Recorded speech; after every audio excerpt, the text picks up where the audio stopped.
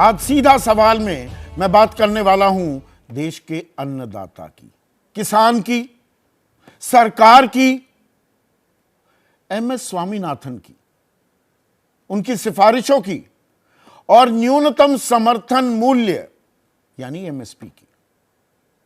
अब ये बात क्यों?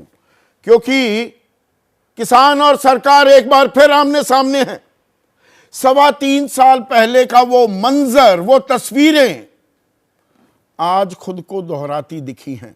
आपको ध्यान होगा, नवंबर के महीने में, मैं 2021 की बात कर रहा हूं, किसान आंदोलन पर निकले थे, दिल्ली चलो का नारा बुलंद किया था, दिल्ली कूच पर निकले थे, बॉर्डरों पर रोक दिया गया था उन्हें,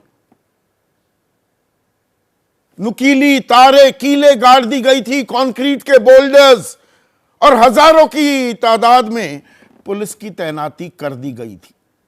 मानो देश का अन्नदाता नहीं, कोई देश विरोधी ताकतें दिल्ली को कब्जा करने के लिए आ रही हो। आज भी वही मंजर खुद को दोहराता दिखा। यह हुआ हरियाणा पंजाब बॉर्डर पर कई जगह। शंभू बॉर्डर जो है, हरियाणा पंजाब का बॉर्डर, अंबाला से जब आप अमृतसर की तरफ जाते हैं, बाईं ओर जो सड़क जाती है सीधी तो चंडीगढ़ जाती है, वहीं पर शंभू बॉर्डर है। तो वहां पर हजारों की तादाद में पुलिस वाले तो मौजूद थे ही,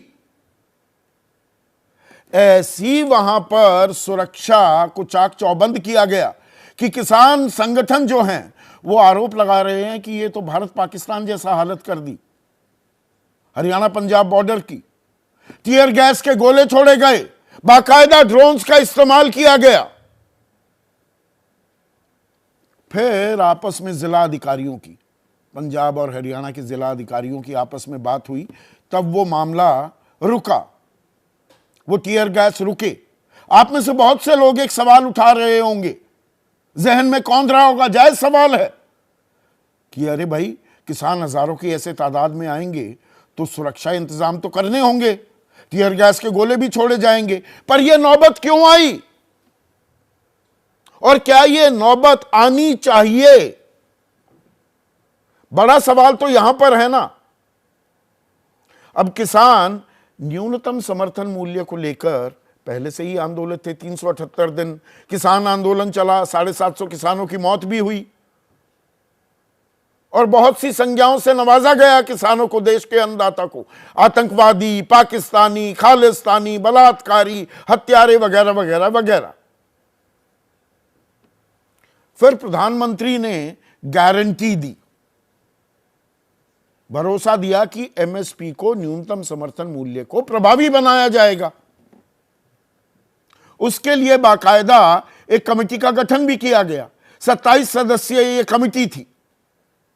संयुक्त किसान मोर्चा के लिए जो 3 सदस्यों के लिए जगह रखी गई थी, वहां तो वो गए नहीं, पर कमेटी बनी, जुलाई में बनी, तो उसको 1.5 साल से ज्यादा हो चुका है।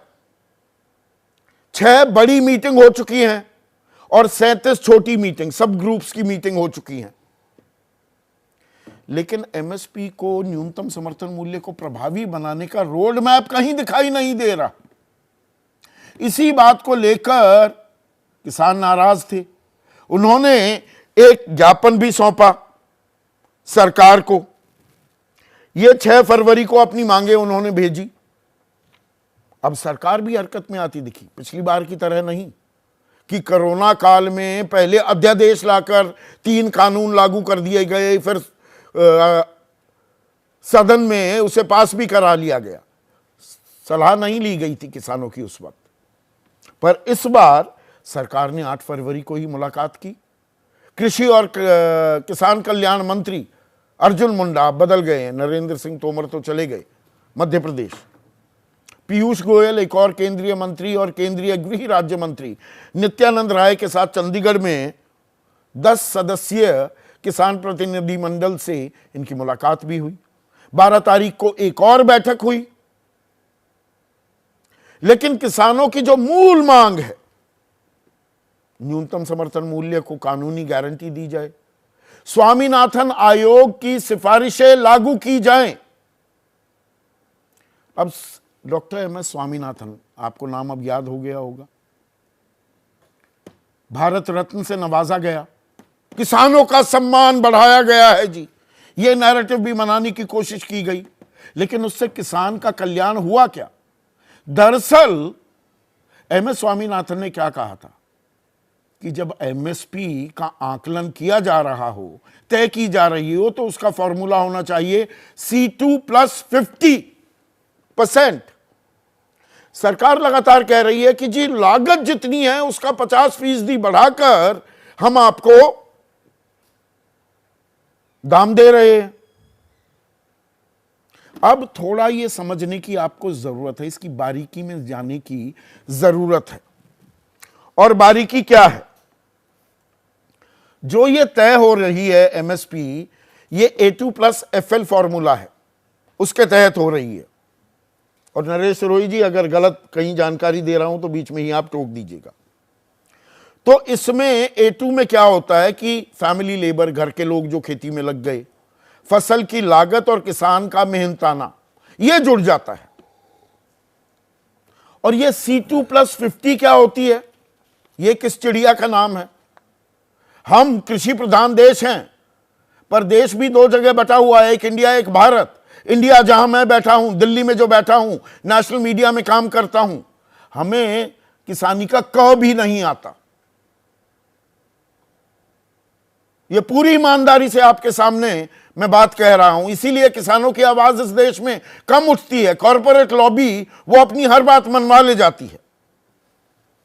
अब जो C2 है, कॉम्प्रिहेंसिव कॉस्ट, और किसी भी धंधे में, आप पहले इसको बता देता हूं और फिर आप समझिएगा और बताइएगा मुझे कि यह होना चाहिए कि A2 + FL। फैमिली लेबर तो होगा ही, जमीन का किराया नहीं होता क्या? खेती में लगाई जो पूंजी है, ट्रैक्टर खरीदा, टीलर खरीदा, हैरो खरीदा, रोटावेटर खरीदा, ट्यूबवेल लगाया, ये ऊपर राम जी ने दे दिया क्या? किसान अपने पैसे से लगाता है ना। और पूंजी पर ब्याज, उसका आकलन नहीं होगा। आप फैक्ट्री लगाते हैं, परफॉर्मेंस लिंक्ड इंसेंटिव्स मिलते हैं, दुनिया भर की आपको सब्सिडी दी जाती है, उसमें सारी चीज लगाते हैं ना। कोई आपको कार बेच रहा है, कोई आपको टूथपेस्ट बेच रहा है, कोई आपको ब्रश बेच रहा है, कोई साबुन बेच रहा है, वो सारी चीजों का हिसाब लगाएगा ना। वो सिर्फ लागत थोड़ा कि जी लागत इतनी आई, वो तो मशीनरी की कॉस्ट भी लगाएगा, कितने पर पैसा उठाया हुआ है वो भी लगाएगा। तो वो किसान के लिए क्यों नहीं लगाया जाता? परजीवी है किसान, किसी और ग्रह से आया है। काला कोट गुलाबी अखबार वाले किसानों की बात आते ही पेट में उनके दर्द होने लगता है। और यहां पर अब असल बात आपको बताता हूं। गेहूं की जो एमएसपी है वो 2125 रुपए है। अब क्योंकि A2 + FL लगा हुआ है, अगर C2 + 50 लगाया जाए तो गेहूं का दाम बनता है 3150 रुपए। 1025 रुपए और देने होंगे।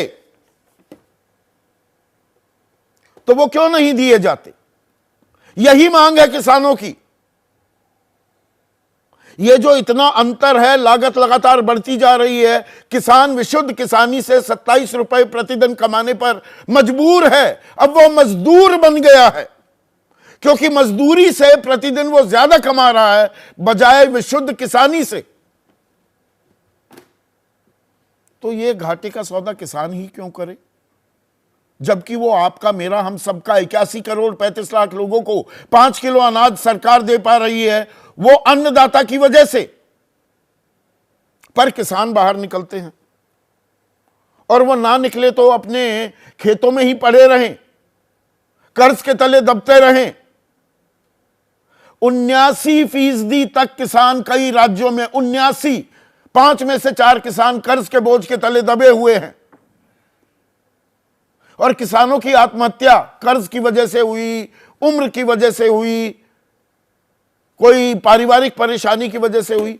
ये सब आंकड़ा जुटाना बंद कर दिया है एनसीआरबी ने 2016 से। जिससे कर्ज में दबे किसान कितने आत्महत्या करने पर मजबूर हो रहे हैं, वो सही आंकड़ा सामने ही ना आए, एक ओवरऑल फिगर ही सामने आ रही है। तो किसान बाहर निकलते हैं, आम आदमी को परेशानी होती है। नहीं होनी चाहिए। सुप्रीम कोर्ट ने भी इस पर चिंता जाहिर की है। पर अगर किसान कह रहा है मैं शांतिपूर्ण तरीके से आंदोलन करना चाहता हूं, तो ये कीलें क्यों ठोक दी जाती हैं? समन्वय क्यों नहीं बन पाता सरकार और किसानों में?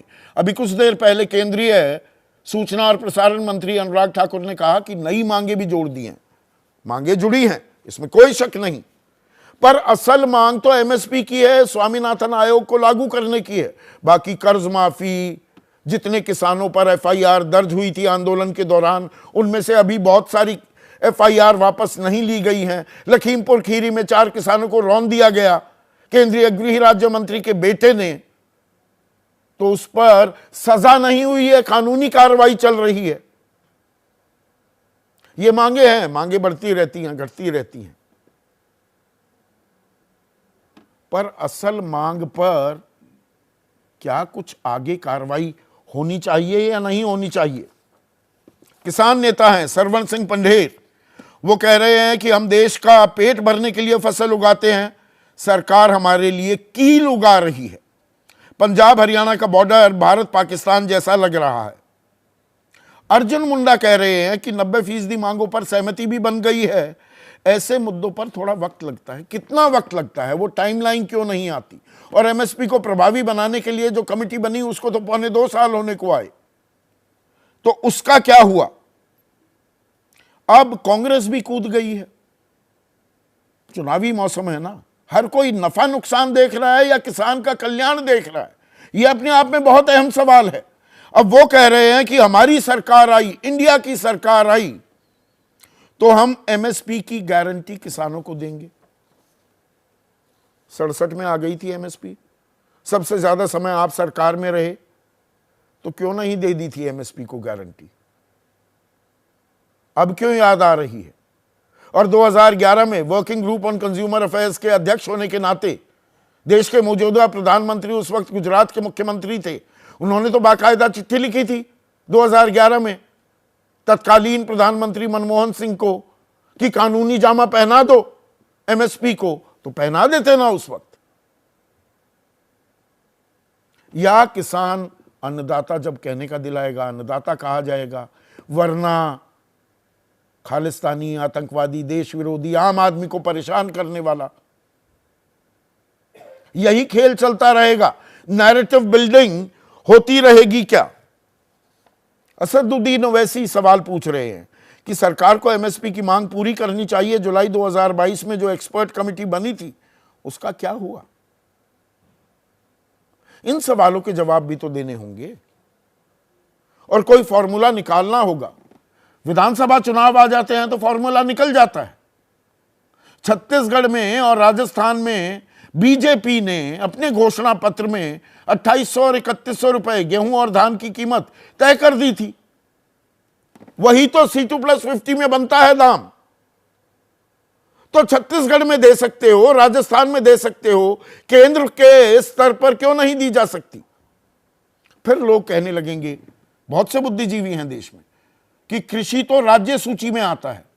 तो कृषि राज्य सूची में आता है तो 3 कृषि कानून केंद्र सरकार ने क्यों बनाए?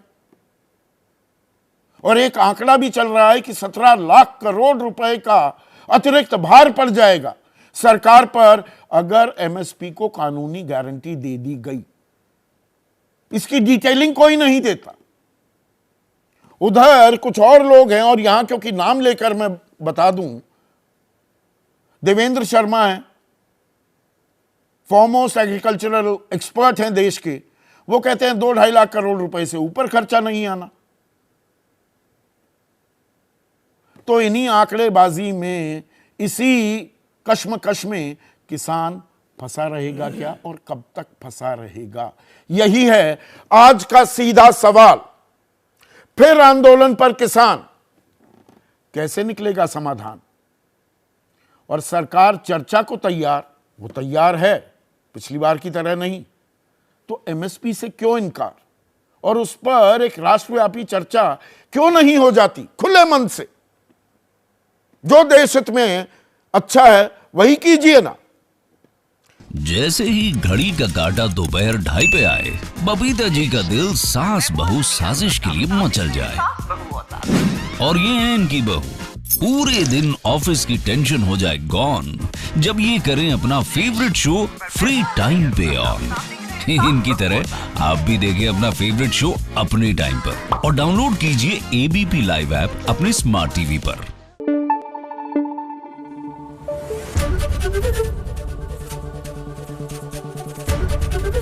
एबीपी न्यूज आपको रखे आगे।